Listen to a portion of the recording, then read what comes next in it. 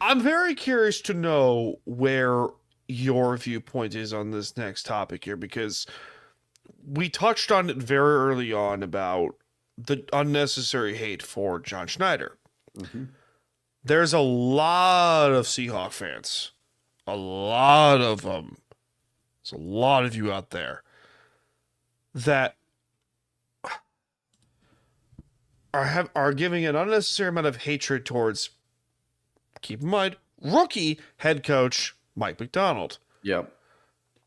I understand both sides of the coin here, because granted, you and I are spoiled as Hawks fans when we dealt with not only Mike Holmgren but Pete Carroll Yeah. of success Yeah. for 20 something years. We don't count the Jim Mora year in 2009, but we don't Coach talk in about waiting is a term I never want to hear again. Correct. But for people that are saying, "Oh, Mike MacDonald isn't the guy," blah blah blah, they should move on from Coach MacDonald.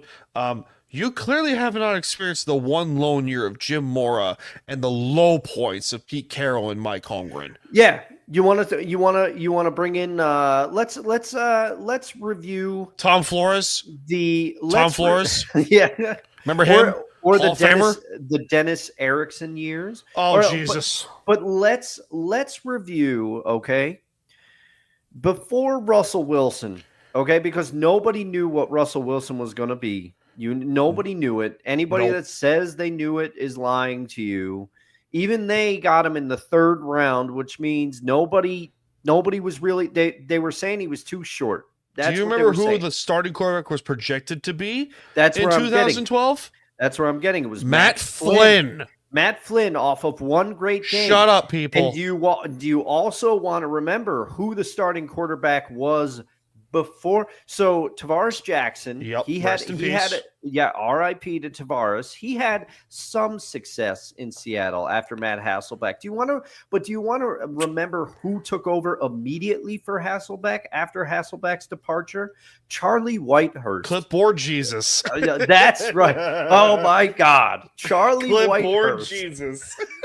So it's not like, all these people that want to heap hate on Geno, throw Charlie Whitehurst in there. But our point Who wants Sam Howell to be the starter of this team? Yeah. You saw what happened in Green Bay. Who literally wants Sam Howell to be the starting quarterback of the Seahawks? Are you out of your damn mind? But I will say now, Pete was building something with the defense. People didn't know it at the time, but he was building something with the defense, and they were starting to hit on some draft picks. Doug Baldwin early. People knew he was going to be good. Well, Doug Baldwin was undrafted, but you know what I mean. Well, yeah. That was the KJ Wright. KJ Wright. And Bobby Wagner. Cam Chancellor. Bruce. People thought Bruce Irvin was a bad pick. Yeah, and Bruce carved out a great NFL career for himself. But good for him. I will say, people forget Pete Carroll was saved by hitting on Russell Wilson. Oh my God. To some degree, because he never put an emphasis on quarterbacks before that. It was to hear Matt tell it. He's like, I knew I was gone. I wanted to finish that last year in Seattle, but I wasn't Pete's guy. We had a decent relationship, but you could tell they wanted to go in another direction. I wish I could have finished my career there, but I still wanted to play, which is why I went to Indianapolis, Tennessee. and went to Tennessee as well. So, I mean, but Pete never put an emphasis on quarterbacks. He got saved by Russell Wilson being Pete Carroll is going to go Pete Carroll might go in the Pro Football Hall of Fame. Yeah. Because of Russ. Yeah. Literally. They never, Tavares Jackson. God bless his soul. Yep. Yes. He was good at points, but he was never an elite quarterback. I remember a quote when Tavares Jackson took over the offense. He said, if we go no huddle, I'm good. You give me more time to think, there's some trouble. That's good. That's the polar opposite of what quarterbacks should do. Yeah, that's basically his own words. Now, he said it better than that did, but he was like, I thrive in no huddle, which when you go back and look at the numbers, he did. Yeah, he did. But I mean, Charlie Whitehurst, a quarterback, the impact of quarterback, and also why I'm going on this rant. It takes time. It took Pete Yes. time. It took Mike Holmgren time. And it also took Mike Holmgren giving up the GM title and allowing somebody else to come in. Because he even admitted later, he said, you can't do both anymore. I wanted to do both. I thought I could do both, but you can only be elite at one. But Mike Holmgren has always wanted to build a team, which is why he took over that football czar position for the Browns back in the day. He always wanted to build a team, but he acknowledges now. He acknowledges now you can't do both at once. That's why they brought Tim Ruskell in, and that's when the Holmgren era really started to hit its stripes. Because 2004. Yep. 2004. It takes time. And Holmgren was hired in, I believe, 1999 or 2000? Yes, 99. Yep, 99. Right after he was hired, he made the trade for Hasselbeck because they got him for Green Bay. Yep, they got him. He was Favre's backup in Green Bay. Now, do the math, Seahawks fans. 1999 to 2004, when the Holmgren era really started to take off, what did Mike Holmgren had? He had 5 years. 5 years to fail a little bit, to bring in the pieces that he wanted, to figure it out. Yep. We should give that to Mike MacDonald because I think in his first year, he's done great things already. He really has. Considering the fact of this is granted, this is majority of Pete's roster, but at the same point, you and I could both agree on this, that throughout the frustrations of the last 3 years of Pete Carroll's tenure in Seattle, they had talent. Mm-hmm. They had a lot of talent. They really did. And they had good offensive weaponry. They really did. I got so excited when they drafted Smith and Jigba because oh my God, I was so pumped. And then now it seems like they're finally starting to way how to use him. He's a natural in the slot. Yeah. Natural. Damn near natural. And Lockett, to his credit, has assisted in Smith and Jigba's development. Mm-hmm. And DK Metcalf at 6'4", 240 is a weapon. Yep. Is a fucking weapon. That's why you have the luxury of JSN in the slot, is because you still have to account for DK at the X. Yep. And then if Lockett does end up retiring this offseason, Jake Bobo's not a bad number 3. No, he's not. He's not. He's not. And if not him, Cody White's still there. Mm-hmm. Cody White is 5'11", 6 foot, and he can catch some football. He really can. Or if not, the wide receiver market is saturated with talent. Yeah. Wide receivers now officially do grow on trees, ladies and gentlemen. But I said it earlier in the program. This year, you probably know what this team is in Seattle. I think they have 1 or 2 good off seasons away from a Super Bowl. Yeah, from real contention. Contention in the NFC. Because Philadelphia's not going to win for much longer. Maybe, depending on who you ask. Dallas, don't get me started on the Giants. Yeah. And then Washington, the only real team that is, going to go from worse to really good, Washington. Yeah. Washington and maybe Atlanta. Yeah. Washington is going to be a problem for a while because they have a star now. As much as it is a quarterback driven league, they have a star now. Now the only thing that could go sideways in Washington a little bit is honestly they might end up, and I'm going to sound like a crazy person from saying this, they might end up moving on from Dan Campbell faster than you would think. Quinn? Or Dan Quinn. My apologies. They might end up moving away from Dan Quinn faster than you would think because Dan Quinn in the short term will rebuild your defense. He will turn it around quickly. He's proven that he can do it. But then there seems to be a thing. If you look at his previous head coaching experience in Atlanta and you look at his tenure in Seattle and you look at his tenure in Dallas when he had that defense, he did turn that defense around. Yeah. there's like a shelf life for Dan Quinn. There comes a point where people stop buying what he's selling, and then the bottom falls out fast. Unfortunately. So I could only they might move on from Dan Quinn faster than people realize, but they're going to be good for a while. They're going to be good for a while, yeah, in Washington, and they deserve it. That fan base deserves it. They are loyal. Yeah. And Seahawks fans, fucking relax, please. Yeah. Just relax. Like, your expectations, good Lord. I blame Twitter for a lot of this shit. No, it is. Shut up. They're off the chart, and John Schneider, Mike MacDonald is his first, for lack of a better term, it's his first hire. Yeah, it's his first literally hire. his first hire. So he's going to feel a tie to Mike MacDonald. He's going to feel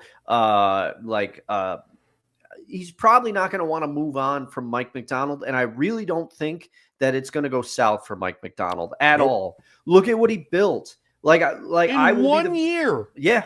1 year, they're probably going to get to 9 or 10 wins. Yeah. 1 year. It took 1 year to get to 9 wins. Yeah. Think about that for a second here, ladies and gentlemen. Think about that. Yeah. And you could argue that the Carroll loyalists out there will argue, oh, well, this is Pete's Evan roster. Hill. This is you. This is Pete's roster. But the difference is Pete, for better or worse, is loyal to his guys. He sticks with his guys when maybe he shouldn't stick with his guys for that long. Don't believe me? Who was the offensive line coach for a number of years? Yep. Tom fucking Cable. Yep. Oh. Yep. Tom Cable. Darrell Bevel was here for way too damn long. Yes. Oh my God. He sticks with his guys. Pete, for better or worse, sticks with his guys. And on the he hired Brian Schottenheimer. Oh my God. Yeah. Remember that? Yeah. Yeah. Your father, you are not, Brian. Your father, you are not. Now, but is Marty in the Hall of Fame? If not, he should be. I might have to... Hold on. I'm going to Google this. Give me a second here. Yeah. Keep talking. I'm going to find this out. Oh, we have news. Ooh. Jalen Hurts is out for against Dallas. Kenny Pickett's starting. Wow. Okay. Marty some rest. Wow. Schottenheimer, Hall of Fame. But I will say, the duo of Mike MacDonald. Wow. He's not in. He's not in. That's ridiculous. Put Marty Ball in there. Come on. He was a semifinalist for the 25 class. Oh man. Okay. All wow. Right. We got to get him in. We got to get him in next year. That's ridiculous. I would have thought that he was in already. I mean, people are going to throw the things that he wasn't able to win the big games. Whatever. He was a great coach. Chargers tenure, with his Kansas City tenure, with his Cleveland Brown tenure. But I mean, come on. Elway burned so many people. Marty Schottenheimer, some things just didn't break his way. Cleveland got lucky in 91. Yep. The LaDainian Tomlinson injury for the Chargers. Oh, my God. Forget about that. But he should be in. But back to the MacDonald and Schneider duo have shown an ability to do something that Pete never did. They are making adjustments in season. They're realizing, hey, I made a mistake. Let's try to rectify this. Or, hey, we're weak here. Let's try to rectify this. The Ernest Jones trade. Pete's mantra pretty much always was, we will improve this. We will improve this. I like our personnel here, which a lot of times he was right. Somebody got better, but a lot of times he was wrong too. MacDonald and Schneider are approaching this team in a way that we haven't seen in a long time, and I'm excited to see what they can do in the future, because he built that defense at Michigan that won the national title. He built the Ravens defense last year that was so amazing. Give him time. Yep. And Devin Witherspoon, good Lord, has balled out. Yeah, that's another great. He doesn't have the sack numbers, but Devin Witherspoon has balled. Oh yeah, for this team. He's and also moving all over the place. They can put him anywhere. If Seattle makes the playoffs, Leonard Williams might win Defensive Player of the Year. Oh man, he's been on a run. He's been unfreaking believable. That was a great. I don't know who pulled that trade. I don't know who had. Well, Pete was still there, so it was probably Pete. It was probably Pete because he was a USC guy. So there's things that we have to give credit where credit is due to Pete Carroll for some of the roster, but some of the decisions and some of the switches that Mike Yup. MacDonald has done and put people in. This is ridiculous. And he's the youngest head coach in the NFL. He's 37 years old, people. You want to know who was the youngest head coach for many years before Mike MacDonald got hired? Sean McVay. How's that worked out? Because as long as Sean McVay is coaching the Rams, they're going to be a problem. And geez, people, like, for God's sakes, listen to some Pink Floyd. Calm your tits. Smoke a joint here and there. For God's sakes, people, calm down. We are on Get off Twitter, please. For God's sakes. Oh, man. All of you, Jesus, what you have all done has made God very unhappy. What you have done has made God very unhappy. Just shut up. All of you, fuck. That's why I can't even go on Twitter anymore, because, like, for fuck's sakes, all you do is complain. Yeah. Yeah. That's why I said it must be really hard being that fucking miserable. Yeah. God. What are we in high school? Fuck. I think some people out there are. I think most of us here in our 30s. Jeez, we have lives. Yeah, some of us here are getting married. Yeah, you're getting married. Congratulations. I'm in my 40s and still single, but hey, I still have things going on. I could have swore you were like 32. No, dude, I'm 41, man. 41. Oh boy, you have way ahead of me then. when you said you were born in 97, I was like, oh shit, I didn't realize he's that much younger than me. Yeah, I look 40 because of the beard, but you shave the beard. You shave the beard off. I look 12, ladies and gentlemen. Michael Jackson would have a way with me then. Oh, man. That's getting clipped. Yeah, that one. That's getting clipped. That one got a wheeze cough out of me. Oh, jeez. It's going to go on TikTok and immediately get banned. Yeah.